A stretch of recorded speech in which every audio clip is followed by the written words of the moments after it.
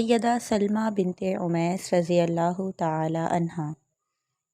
نام سلمہ، والد کا نام امیس بن سعد اور والدہ کا نام ہند بن عوف ہے۔ ان کی ایک ہمشیرہ نبی کریم صلی اللہ علیہ وسلم کی زوجہ محترمہ سیدہ میمونہ رضی اللہ تعالی عنہا، دوسری ہمشیرہ عباس بن عبد المطلب کی بیوی سیدہ ام الفضل رضی اللہ تعالی عنہا، اور تیسری ہمشیرہ سیدنا جعفر بن ابی طالب رضی اللہ تعالی عنہ کی بیوی سیدہ اسماء رضی اللہ تعالی عنہا تھیں۔ سیدہ سلمہ رضی اللہ تعالی عنہا کی شادی اللہ اور رسول کے شیر سیدنا حمزہ بن عبد المطلب کے ساتھ ہوئی، جنہیں سید الشہداء ہونے کا اعزاز بھی حاصل ہے۔ ان تمام بہنوں کے لیے یہ فضل اور شرف ہی کافی ہے کہ رسول اکرم صلی اللہ علیہ وسلم نے ان کے مومن ہونے کی گواہی اپنی زبان مبارک سے بیان کی۔ ایمان ایک ایسا وصف ہے جس کی وجہ سے انسان سب سے اعلیٰ اور عرفہ مرتبے پر فائز ہو جاتا ہے۔ عبداللہ بن عباس رضی اللہ تعالی عنہ فرماتے ہیں کہ رسول اللہ صلی اللہ علیہ وسلم نے فرمایا، ان الاخوات لمؤمنات، کہ بے شک تمام بہنیں مومن ہیں۔ ایک دوسری روایت میں ہے کہ یہ چاروں بہنیں مومن ہیں، یعنی حارث کی دو بیٹیاں میمونہ اور ام الفضل، اور امیس کی دو بیٹیاں سلمہ اور اسماء۔ ان چاروں نے عورتوں میں اسلام کی نشر و اشاعت کا بہت بڑھ چڑھ کر کام کیا اور اپنے قول و عمل اور طرز حیات سے دعوت اللہ کا فریضہ سر انجام دیا۔ انہیں مبارکباد ہو اور اللہ تعالیٰ ان سے راضی ہو، آمین۔ سیدہ سلمہ رضی اللہ تعالی عنہا نے سیدنا حمزہ بن عبد المطلب کی بیٹی کو جنم دیا جس کا نام عمارہ تھا۔ اس کی کفالت اپنے ذمے لینے کے لیے علی اور جعفر اور سید زید بن حارثہ رضی اللہ تعالی عنہم کے درمیان جھگڑا بھی ہوا۔ ابو داؤد میں نافع بن جبیر رضی اللہ تعالی عنہ اپنے باپ سے اور وہ سیدنا علی رضی اللہ تعالی عنہ سے بیان کرتے ہیں کہ زید بن حارثہ مکہ کی طرف روانہ ہوا۔ وہ حمزہ رضی اللہ تعالی عنہ کی چھوٹی بیٹی کو اپنے ساتھ لے آیا۔ سیدنا جعفر بن ابی طالب نے کہا، یہ بچی میرے ساتھ رہے گی، میں اس کی کفالت کا زیادہ حقدار ہوں، کیونکہ یہ میرے چچا کی بیٹی ہے اور اس کی خالہ میری بیوی ہے، اور خالہ ماں کے قائم مقام ہوتی ہے۔ سیدنا علی رضی اللہ تعالی عنہ نے فرمایا کہ میں اس کی کفالت کا زیادہ حقدار ہوں، کیونکہ یہ میرے چچا کی بیٹی ہے اور رسول اللہ صلی اللہ علیہ وسلم کی بیٹی میری بیوی ہیں، وہ ان کی کفالت کا زیادہ حق رکھتی ہیں۔ زید بن حارث رضی اللہ تعالی عنہ نے کہا، اس بچے کی کفالت کا میں زیادہ حقدار ہوں، کیونکہ میں اسے مکہ معظمہ لے کر آیا ہوں۔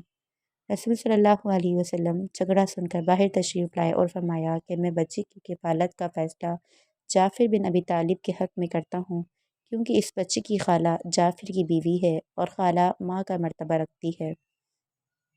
سیدنا علی رضی اللہ تعالیٰ عنہ فرماتے ہیں کہ جب ہم مکہ معظمہ سے نکلے، ہمارے پیچھے حمزہ رضی اللہ تعالیٰ عنہ کی ننھی بچی چچا چچا کہتی ہوئی آئی۔ علی رضی اللہ تعالیٰ عنہ نے اس کا ہاتھ پکڑ لیا اور آپ صلی اللہ علیہ وسلم کی بیٹی سیدہ فاطمہ الزہرا رضی اللہ تعالیٰ عنہ سے کہا کہ اس بچی کو اپنے پاس رکھو، اس کی اچھی طرح دیکھ بھال کرنا، یہ تیرے چچا کی بیٹی ہے۔ سیدہ فاطمہ الزہرا نے اس بچی کو اٹھا لیا، اتنے میں جعفر رضی اللہ تعالیٰ عنہ آ گئے۔ وہ کہنے لگے، یہ میرے چچا کی بیٹی ہے اور اس کی خالہ میری بیوی ہے۔ نبی کریم صلی اللہ علیہ وسلم نے کفالت کے لیے خالہ کے حق میں فیصلہ دیا اور فرمایا، خالہ ماں کے قائم مقام ہوتی ہے۔ سیدہ سلمہ رضی اللہ تعالیٰ عنہ نے دعوت اسلام کے آغاز میں بڑے مشکل دن بسر کیے۔ ان کے ہمشیرہ سیدہ اسماء رضی اللہ تعالیٰ عنہ نے اپنے خاوند جعفر رضی اللہ تعالیٰ عنہ کے ہمراہ مشرکین کی ایذا رسانی سے بچنے اور اپنے دین کی حفاظت کی خاطر حبشہ کی طرف ہجرت کر لی، لیکن جب سیدہ سلمہ رضی اللہ تعالیٰ عنہ کے خاوند سیدنا حمزہ بن عبد المطلب نے اسلام قبول کیا تو ان کی آنکھیں ٹھنڈی ہو گئیں۔ سیدنا حمزہ بن عبد المطلب نے کس طرح اسلام قبول کیا، اس کی تفصیلات بیان کرتے ہوئے علامہ ابن حشام اپنی مشہور و معروف سیرت کی کتاب میں فرماتے ہیں کہ بنو اسلم قبیلے کے ایک ذہین شخص نے بتایا کہ صفا پہاڑی کے پاس ابو جہل رسول اللہ صلی اللہ علیہ وسلم کے پاس سے گزرا تو اس نے آپ صلی اللہ علیہ وسلم کو دیکھتے ہی اذیت پہنچائی، گالی دی اور برا بھلا کہنے لگا، لیکن نبی کریم صلی اللہ علیہ وسلم نے نہ کوئی بات کی۔ بلکہ آپ نے بالکل خاموشی اختیار کر لی۔ عبداللہ بن جدعان بن عمر کی کنیز اپنے گھر میں بیٹھی یہ سب کچھ سن رہی تھی۔ پھر ابو جہل برا بھلا کہہ کر وہاں سے چلا گیا اور کعبے کے پاس قریش کے ایک محفل میں جا کر بیٹھ گیا۔ تھوڑی دیر بعد حمزہ بن عبد المطلب تیر کمان اٹھائے شکار سے واپس آئے۔ وہ روزانہ شکار کے لیے جایا کرتے تھے۔ شکار سے واپس ہوئے تو گھر میں داخل ہونے سے پہلے بیت اللہ کا طواف کرنے لگے۔ طواف کرنے کے بعد وہ قریش کی محفل میں آئے، وہاں کچھ دیر ٹھہرے، اہل محفل کو سلام کیا اور ان سے بات چیت کی۔ حمزہ بن عبد المطلب قریش کے معزز نوجوان اور سب سے بڑھ کر باروب تھے۔ جب ان کا گزر عبداللہ بن جدعان کی کنیز کے پاس سے ہوا تو اس وقت رسول اللہ صلی اللہ علیہ وسلم اپنے گھر واپس جا چکے تھے۔ اس کنیز نے حمزہ بن عبد المطلب سے کہا کہ اے ابو عمارہ، تیرے بھائی کا بیٹا محمد صلی اللہ علیہ وسلم ابھی تھوڑی دیر پہلے یہاں بیٹھا ہوا تھا۔ اس کے ساتھ ابو الحکم بن حشام نے بدتمیزی کی ہے اور اسے برا بھلا کہا ہے اور اسے مارا بھی ہے۔ اس نے انتہائی ناپسندیدہ طرز عمل اختیار کیا ہے اور سیدنا محمد صلی اللہ علیہ وسلم نے اس سے کوئی بات نہیں کی بلکہ مکمل خاموشی اختیار کی۔ تمہارے جیتے جی ایسا ہو جائے تو بڑے افسوس کی بات ہے۔ یہ سن کر حمزہ بن عبد المطلب غصے میں آپے سے باہر ہو گئے۔ وہ غضبناک ہو کر ابو جہل کو اس کی حماقت کا سبق سکھلانے کے لیے روانہ ہوئے۔ راستے میں کسی کے پاس رکے اور نہ ہی کسی سے کوئی بات کی۔ وہ مسجد الحرام میں داخل ہوئے۔ وہاں پہنچ کر ابو جہل چند لوگوں کے ساتھ بیٹھا ہوا دیکھا۔ جاتے ہی اس کے سر پر اپنی کمان دے ماری جس سے اس کا سر زخمی ہو گیا اور غصے سے بھرے ہوئے کہا، ارے کمبخت، تجھے جرأت کیسے ہوئی؟ تو نے میرے جیتے جی میرے بھتیجے پر ہاتھ اٹھایا اور اسے گالی دی۔ عقل کے اندھے میں نے اس کے دین کو قبول کر لیا ہے، اب وہی کہتا ہوں جس کا پرچار وہ کرتا ہے۔ اگر تجھ میں ہمت ہے تو اب اس پر ہاتھ اٹھا اور اسے گالی دے۔ تیرے پر خدشے نہ اڑا دوں تو میرا نام بھی حمزہ نہیں۔ بنو مخزوم کے کچھ لوگ ابو جہل کی مدد کے لیے اٹھے، لیکن ابو جہل نے انہیں روک دیا اور کہا کہ واقعی میں نے اس کے بھتیجے کو برا بھلا کہا ہے جس کی وجہ سے یہ طیش میں ہے، تم خاموشی اختیار کرو۔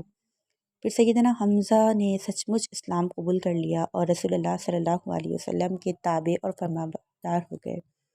سیدنا حمزہ رضی اللہ تعالیٰ عنہ کے اسلام قبول کرنے پر قریش نے یہ جان لیا کہ اب رسول اللہ صلی اللہ علیہ وسلم مزید معزز اور محفوظ ہو گئے ہیں۔ حمزہ بن عبد المطلب رضی اللہ تعالیٰ عنہ ان کی حفاظت کو ترجیح دیں گے۔ قریش محتاط ہو گئے اور ان ریشہ داوانیوں سے باز آ گئے جو سیدنا حمزہ رضی اللہ تعالیٰ عنہ کے اسلام قبول کرنے سے پہلے سیدنا محمد صلی اللہ علیہ وسلم کے ساتھ کیا کرتے تھے۔ سیدنا حمزہ بن عبد المطلب کے اسلام قبول کرنے کے حوالے سے یہ بھی سیرت کی کتابوں میں ہے کہ سیدنا حمزہ رضی اللہ تعالیٰ عنہ فرماتے ہیں کہ میں نے غصے میں آ کر یہ تو کہہ دیا کہ میں وہی کہتا ہوں جس کا پرچار محمد صلی اللہ علیہ وسلم کرتے ہیں، لیکن جب میرا غصہ ٹھنڈا ہوا تو مجھے شرم سی محسوس ہونے لگی کہ لوگ میرے بارے میں کیا سوچیں گے۔ میں نے اپنے آباء و اجداد کے دین کو ترک کر دیا۔ میں شکوک شبہات کی دلدل میں پھنس گیا، میری نیند جاتی رہی۔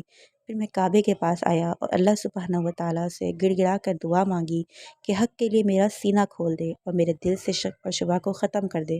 میں اپنی دعا سے فارغ ہوا کہ میرا دل جو ہے وہ باطل چھٹ گیا اور میرا دل یقین سے معمور ہو گیا۔ میں رسول اللہ صلی اللہ علیہ وسلم کے پاس گیا اور میری ثابت حالت کے بارے میں اللہ تعالیٰ سے دعا صلی اللہ علیہ وسلم نے سیدنا حمزہ رضی اللہ تعالیٰ عنہ نے اسلام قبول کیا تو یہ اشعار کہے، جس کا ترجمہ یہ ہے، میں نے اللہ کی تعریف کی جب اس نے میرے دل کو اسلام اور دین حنیف کی ہدایت نصیب کی۔ وہ دین جو غالب رب کی طرف سے آیا ہے، وہ رب جو اپنے بندوں سے بڑا باریک بینی کے ساتھ باخبر ہے۔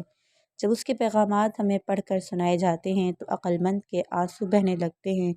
ایسے پیغامات جو سیدنا محمد صلی اللہ علیہ وسلم واضح آیات کے ساتھ لے کر آئے ہیں۔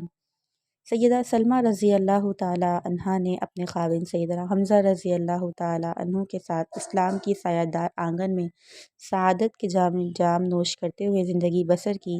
سیدنا حمزہ رضی اللہ تعالیٰ عنہ ابھرتے ہوئے شہزور جوان رعنا تھے۔ اسلام قبول کرنے کی وجہ سے ان کے رعب، دبدبے اور وقار میں بے پناہ اضافہ ہو گیا تھا۔ یہی وجہ ہے کہ ابو جہل پر پرلے درجے کا مغرور ہونے کے باوجود جب سیدنا حمزہ رضی اللہ تعالیٰ عنہ نے اسے زخمی کیا تو اس نے بالکل خاموشی اختیار کر لی اور کوئی بات نہیں کی۔ اسلام نے سیدنا حمزہ رضی اللہ تعالیٰ عنہ کی طاقت اور روب اور دبدبے میں بے پناہ اضافہ کر دیا تھا۔ وہ لوگ جو ان کو ایک مقابل سمجھتے تھے اب ہزار کے برابر جانتے تھے۔ سیدہ سلمہ رضی اللہ تعالیٰ عنہ کی مدینہ منورہ کی طرف ہجرت۔ جب اللہ سبحانہ و تعالیٰ نے اپنے رسول مقبول صلی اللہ علیہ وسلم کو مدینہ منورہ کی طرف ہجرت کرنے کی اجازت دے دی تو سیدہ سلمہ رضی اللہ تعالیٰ عنہ نے بھی اپنے خاوند سیدنا حمزہ رضی اللہ تعالیٰ عنہ کے ساتھ مدینہ منورہ کی طرف ہجرت کرنے کی سعادت حاصل کی۔ وہ رسول اللہ صلی اللہ علیہ وسلم نے مدینہ منورہ پہنچنے کے بعد سب سے پہلا کام مسجد نبوی کو تعمیر کرنے کا کیا اور ان کے ساتھ ازواج مطہرات کی رہائش کے لیے حجرے تعمیر کیے۔ پھر غزوہ بدر برپا ہوا، اس میں سیدنا حمزہ رضی اللہ تعالیٰ عنہ نے حیرت انگیز کارنامے سر انجام دیے۔ جنگ بدر میں بہت سے سرکردہ مشرکین تیغ کر دیے گئے، جن میں شیبہ بن ربیعہ سر فہرست ہے۔ پھر سیدنا علی بن ابی طالب اور سیدنا حمزہ رضی اللہ تعالیٰ عنہما نے مل کر عتبہ بن ربیعہ کو قتل کر دیا، جسے عبیدہ بن حارث نے زخمی کر دیا تھا۔ جنگ بدر میں مسلمانوں کو فتح نصیب ہوئی۔ قریش کے 70 سرکردہ قائد تیغ کر دیے گئے اور 70 کو گرفتار کر لیا گیا۔ قریش نے یہ ٹھان لی کہ جنگ احد میں اپنے مقتولوں کا بدلہ لیں گے۔ ہند بن عتبہ کے باپ، چچا اور بھائی کو جنگ بدر میں قتل کر دیا گیا تھا۔ اس نے وحشی بن حرب نامی غلام کو بھاری انعام کا لالچ دے کر اس بات پر آمادہ کیا کہ اگر وہ میرے باپ اور چچا اور بھائی کے بدلے میں حمزہ بن عبد المطلب کو قتل کر دے تو اسے منہ مانگا انعام دوں گا۔ وحشی بن حرب نیزے کو استعمال کرنے کا بڑا ماہر تھا۔ وہ انعام کے لالچ میں آ کر میدان جنگ میں اترا اور سیدنا حمزہ بن عبد المطلب کی حرکات اور سکنات کو بڑی گہری نگاہ سے دیکھنے لگا۔ اس نے دیکھا کہ سیدنا حمزہ رضی اللہ تعالیٰ عنہ مشرکین کے پر خرچے اڑا رہا ہے۔ جب وہ لڑتے ہوئے اس کی زد میں آئے تو اس نے پورے زور سے نیزہ مارا، جو سیدنا حمزہ رضی اللہ تعالیٰ عنہ کے پیٹ میں پیوست ہو گیا، جس سے سیدنا حمزہ رضی اللہ تعالیٰ عنہ شہید ہو کر زمین پر گر پڑے۔ اس وقت ہند دوڑی، اس نے سیدنا حمزہ رضی اللہ تعالیٰ عنہ کا پیٹ چاک کیا اور ان کا جگر نکالا اور اسے چبا کر تھوک دیا۔ پھر ہندہ نے سیدنا حمزہ رضی اللہ تعالیٰ عنہ کا مسئلہ کیا، یعنی ناک کان کاٹ ڈالے۔ جب رسول اللہ صلی اللہ علیہ وسلم نے سیدنا حمزہ رضی اللہ تعالیٰ عنہ کی لاش کو دیکھا تو آپ بہت زیادہ غمگین ہوئے۔ سیدہ سلمہ رضی اللہ تعالیٰ عنہ نے عدت گزاری اور جب عدت پوری ہو گئی تو ان کے ساتھ شداد بن حارث لیثی نے شادی کر لی اور ان سے ایک بیٹے نے جنم دیا جس کا نام عبداللہ رکھا گیا۔ سیدہ سلمہ رضی اللہ تعالیٰ عنہا نے اللہ تعالیٰ اور رسول اللہ صلی اللہ علیہ وسلم کی اطاعت میں مشغول رہتے ہوئے زندگی بسر کی۔ پھر وہ دائی اجل کو لبیک کہتی ہوئی اپنے خالق حقیقی سے جا ملی۔ اللہ تعالیٰ ان پر اپنی رحمت کی برکھا برسائے اور نہایت عمدہ انداز میں قبولیت کے درجے پر فائز کرے، آمین یا رب العالمین۔ اگر آپ کو ہماری یہ ویڈیوز پسند آتی ہیں تو اس چینل کو لائک کریں، سبسکرائب کریں اور شیئر کریں۔